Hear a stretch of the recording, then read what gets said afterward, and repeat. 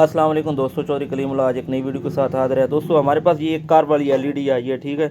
तो आपको मैं ये बता दूं, यहाँ पे इसकी जो बैक लाइटें हैं वो भी इसी तरह की कार में इन्होंने बनाई हुई हैं, ठीक है। तो आप ये देख सकते हैं, यहाँ से ये ऐसे आती है और यहाँ से ये ऐसे दोबारा टेढ़ी हो जाती हैं, ठीक होगा दोस्तों। तो इसमें हमें मसला क्या है कि हमने इससे पता किया तो हमें बैक लाइटें नहीं मिल रही थी, ठीक होगा।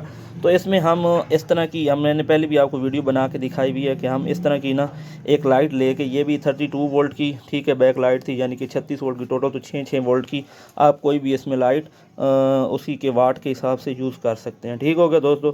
तो हमने उसी तरह इसको रिपेयर किया है। लेकिन आपको मैं एक चीज़ बताऊँ कि ये आप देख रहे हैं ना, ये सारी हीट सिंक के तौर पर, यानी लाइटों में से निकलने वाली गर्मी यानी कि ये अपने अंदर अब्जॉर्ब करती है और फिर ये बॉडी को देती है। इस तरह ये लाइटें जो हैं इनकी लाइफ ज़्यादा रहती है।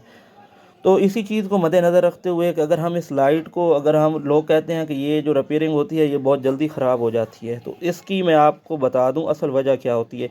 ये हम इस तरह लगा देते हैं और दे देते हैं क्लाइंट को, तो जैसे ये हीट अप होती है तो ये लाइट जल जाती है, ठीक है। तो अभी हमने क्या किया, हमने एक पीस लगाया है इसकी बॉडी के साथ अटैच करने के लिए। अब हम इसके ऊपर जहाँ पे हमारी फिटिंग आएगी हम एल्फी के साथ यहाँ पे लगाएंगे, ताकि हमारी जो हीट है वो इसके थ्रू हमारी बॉडी को चली जाए।